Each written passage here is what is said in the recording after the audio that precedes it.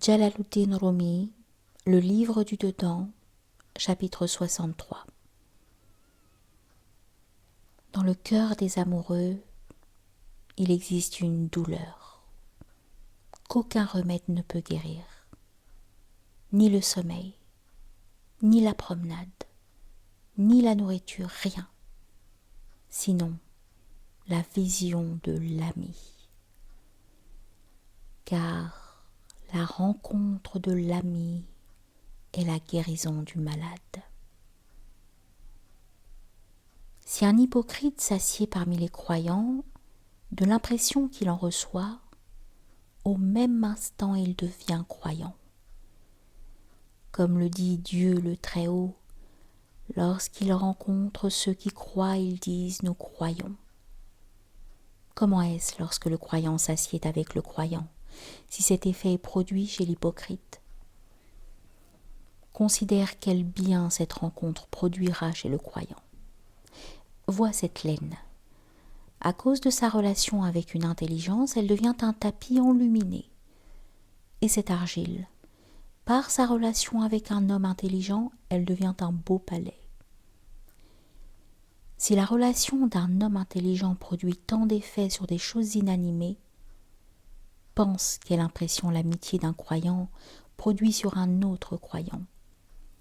Par l'amitié d'une âme individuelle et d'une intelligence partielle, des choses inanimées se transforment en merveilles, et cette opération n'est que l'ombre d'une intelligence partielle.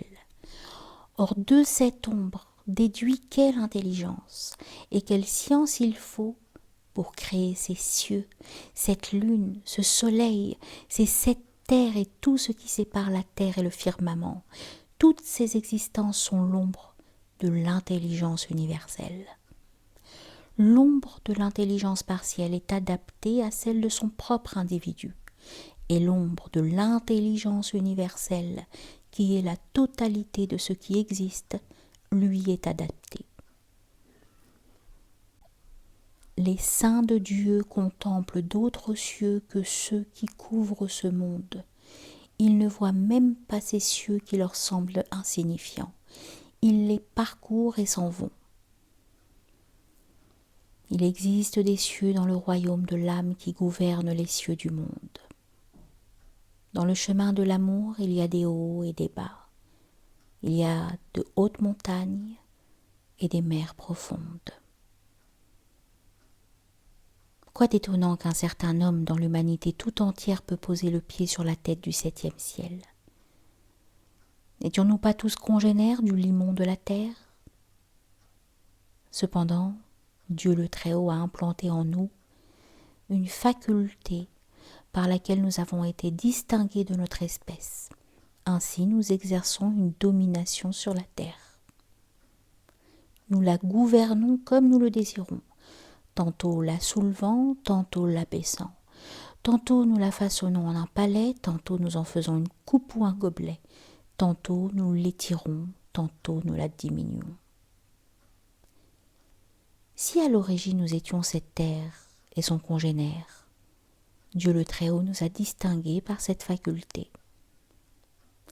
De même, qu'y a-t-il de si extraordinaire que du milieu de nous, qui sommes tous des congénères, Dieu le Très-Haut ait distingué une certaine personne par rapport à laquelle nous sommes comme des choses inanimées, lui nous gouvernant et nous étant inconscients de lui alors qu'il est conscient de nous. Quand je dis inconscient, je ne veux pas dire totalement inconscient. Au contraire, quiconque est conscient d'une chose est inconscient d'une autre. Même la terre, toute inanimée qu'elle soit, est consciente de ce que Dieu lui a octroyé. Car si elle était inconsciente, comment aurait-elle reçu l'eau? Et comment aurait-elle soigné et nourri chaque graine? Quand quelqu'un s'applique sérieusement et attentivement à une certaine tâche, son attention à cette tâche implique sa négligence du reste. Mais par cette négligence, nous n'entendons pas une négligence absolue. Des gens voulaient attraper un chat mais ne pouvaient y parvenir. Un jour, ce chat était occupé à guetter un oiseau. Il devint inattentif et les gens l'attrapèrent. Il n'est donc pas nécessaire de s'occuper exclusivement des affaires de ce monde. Il ne faut pas les prendre trop au sérieux et ne pas craindre que celui-ci ou celui-là ne se fâche. Il faut que Dieu ne se fâche pas. Si les gens se fâchent, Dieu arrange les choses. Mais s'ils se fâchent, que Dieu nous protège, qui peut intervenir? Si tu as des marchandises de toutes sortes, laquelle saisiras-tu en priorité en cas de naufrage? Bien que tout soit nécessaire, il est certain que tu sauveras quelque chose de petit et de précieux, comme une perle, un rubis, grâce à quoi tu pourras te procurer 1000 choses luxueuses. Sur un arbre apparaît un fruit doux. Bien que le fruit ne soit qu'une partie de l'arbre, le Dieu très haut lui a donné une préférence et une distinction, mettant en lui une douceur qu'il n'a pas mise dans le reste. Cette partie obtient une prééminence sur le tout et devient l'essence et le but de l'arbre. Comme a dit le Dieu très haut, mais ils s'étonnent qu'un avertisseur vienne à eux.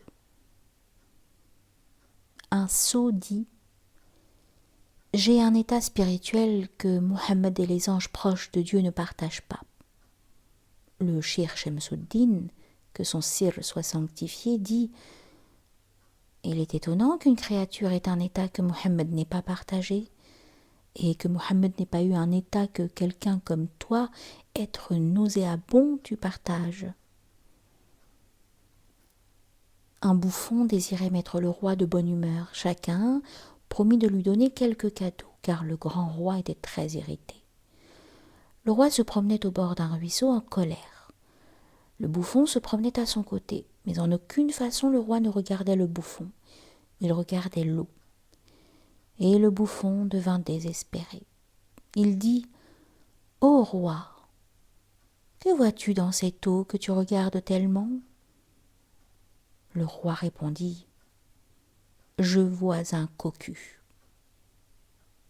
Le bouffon dit: moi non plus, je ne suis pas aveugle. Or, lorsque toi, tu as eu un état que Mohammed n'a pas partagé, ce n'est pas étonnant que Mohammed ait eu un état que toi, être nauséabond, tu ne partages pas. Cet état, dans la mesure où tu l'as obtenu, provient de sa bénédiction et de son influence. Parce qu'au début, tous les dons lui ont été accordés. Émanant de lui, ils sont répandus sur les autres. On a mis dans sa main les dons divins. C'est par sa main qu'on distribue à ceux à qui il fait miséricorde. Telle est la façon d'agir de Dieu. Dieu le Très-Haut a dit: salut sur toi, ô prophète, et la miséricorde de Dieu et ses bénédictions. Toutes les libéralités sont déversées sur toi. Mohammed dit, alayhi salatu wassalam, et également sur les serviteurs vertueux de Dieu. La voie de Dieu est très dangereuse et fermée, pleine de neige. Le premier qui a risqué sa vie, c'était lui. Il a poussé son cheval dans cette voie et a frayé le chemin. Personne ne peut y marcher sans sa directive et sa protection, puisque c'est lui qui a d'abord dégagé le chemin, érigé des signes et planté des jalons, voulant dire: il ne faut pas aller dans cette direction-ci, ni dans cette direction-là.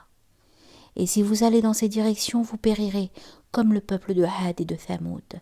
Et si vous allez dans cette direction, vous serez sauvés, à l'instar des croyants. Le Coran tout entier est destiné à expliciter la direction aux croyants. Là-dedans, il y a des signes manifestes. Ce verset signifie: nous avons donné dans ces chemins des indications, et si quelqu'un envisage de les briser, tout le monde se précipite sur lui, disant « Pourquoi détruis-tu notre route? Et pourquoi cherches-tu notre perdition? Serais-tu un voleur de grands chemins ?» Or sache que le guide est Mohammed, alayhi salatu wassalam. Tant qu'on n'arrive pas d'abord à Mohammed, alayhi salatu wassalam, on n'arrive pas à nous. De même, quand tu veux te rendre quelque part, d'abord, c'est l'intelligence qui te guide, disant qu'il faut aller à tel endroit, que c'est profitable. Ensuite, tu te fies à l'œil, puis aux organes qui se meuvent. Ainsi, l'action s'enchaîne-t-elle, bien que les organes n'aient aucune connaissance de l'œil et l'œil aucune connaissance de l'intelligence.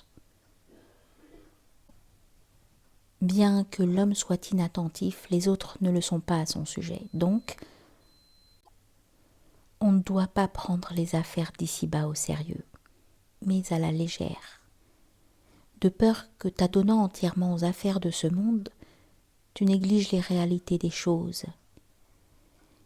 Il faut chercher l'agrément de Dieu, et non pas celui des créatures, car cet agrément, cet amour et cette affection sont déposés chez les hommes à titre temporaire. C'est Dieu qui l'a fait. Et si Dieu ne veut pas, il ne donne ni unité d'esprit, ni joie. Malgré l'existence des moyens de bien-être et de prospérité, tout devient tristesse et peine. Tous les moyens sont comme la plume dans la main de la puissance de Dieu. Celui qui guide la plume et écrit, c'est Dieu. Tant qu'il ne le veut pas, la plume ne bouge pas. Maintenant tu regardes la plume, tu ne dis pas « pour cette plume il faut qu'il y ait une main ». Tu vois la plume, tu penses à elle, mais tu ne te souviens pas de la main. Les saints, eux, voient toujours la main. Ils disent qu'il faut aussi qu'il y ait une plume, mais en voyant la beauté de la main, ils ne se soucient plus de la plume. Ils disent qu'une telle main ne peut jamais être sans plume. Si tu ne te soucies pas de la main à cause de la douceur que tu éprouves à contempler la plume, comment peuvent-ils se soucier de la plume, puisqu'ils éprouvent tant de douceur à regarder la main? Pour toi, il y a une telle douceur dans le pain d'orge que tu ne te souviens pas du pain de froment. Eux, comment peuvent-ils se souvenir du pain d'orge lorsqu'ils possèdent le pain de froment? De même, il t'a donné un désir pour la terre, de sorte que tu ne désires pas le ciel. Or, le lieu du désir, c'est le ciel, et la terre tire sa vie du ciel. Comment les habitants du ciel pourraient-ils donc se souvenir de la terre? Donc ne considère pas que les délices proviennent des moyens. Les significations sont seulement dispersées dans les moyens, car c'est Dieu qui nuit et qui avantage, puisque le fait de nuire et d'avantager vient de lui. Pourquoi t'attaches-tu à la notion de moyen? Le meilleur discours est celui qui, bref, explique.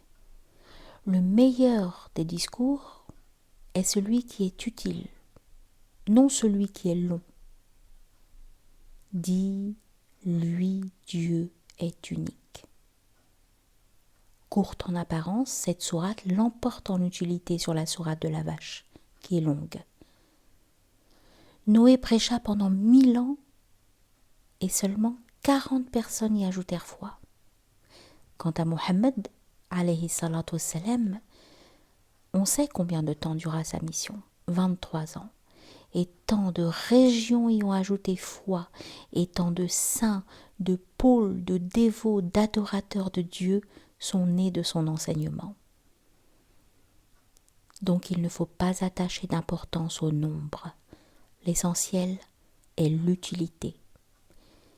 Pour les uns, il se peut qu'un petit nombre de paroles soit plus utile qu'un grand nombre. Si un four est surchauffé, on ne peut l'utiliser ni s'en approcher. Et de la faible lampe, on tire profit. L'essentiel est l'utilité. Pour certains, il est même utile de n'entendre aucune parole. Que seulement ils voient, cela leur suffit et leur est utile. Entendre la parole pourrait leur nuire. Un cheikh de l'Inde rendit visite à un saint. Lorsqu'il arriva à Tabriz, à la porte du couvent de ce saint, il entendit une voix disant « Retourne-t'en. Pour toi, l'utilité consiste à ce que tu viennes à la porte, mais la vue du saint te nuirait. » La parole, courte et utile, est comme une lampe allumée qui donne un baiser à la lampe éteinte et puis s'en va. Cet effleurement suffit pour que la lampe éteinte atteigne son but. Après tout, le prophète alayhi salatu wassalam n'est pas cette apparence visible. Sa forme corporelle est comme sa monture. Le prophète est cet amour et cette tendresse, et cela est immortel. Comme la chamelle du prophète Salih, qui seulement en apparence était chamelle. Le prophète est cet amour, cette tendresse, et c'est là quelque chose d'éternel. Quelqu'un dit « En haut du minaret, pourquoi ne loue-t-on pas uniquement Dieu? Pourquoi rappelle-t-on aussi Mohammed ?» On lui répondit « C'est que la louange de Mohammed est la louange de Dieu. » Si quelqu'un dit que Dieu donne longue vie au roi et également à la personne qui m'amène auprès du roi ou qui m'indique son nom, la louange de cette personne est en réalité la louange du roi. Le prophète alayhi salatu wassalam dit « Donnez-moi quelque chose, j'en ai besoin » ou « Donne-moi ton manteau » ou « Donne-moi tes biens ». Que peut-il faire avec ce manteau ou ces biens? Ce qu'il veut, c'est alléger tes vêtements pour que la chaleur du soleil t'atteigne. Comme dit le Coran, prêtez à Dieu un prêt d'honneur.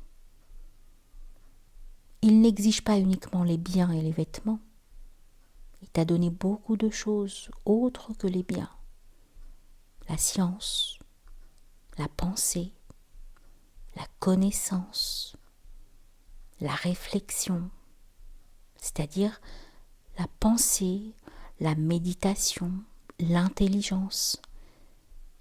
Dépense-les pour moi un instant. Après tout, tu t'es acquis les biens par les moyens que je t'ai donnés. Il exige l'aumône aussi bien des oiseaux que du filet. Si tu peux aller déshabiller devant le soleil, cela vaut mieux. Ce soleil ne noircit pas, il blanchit. Allège ton vêtement afin de goûter à ce soleil. Pendant longtemps, tu t'es habitué aux acidités. Essaie donc une fois les sucreries.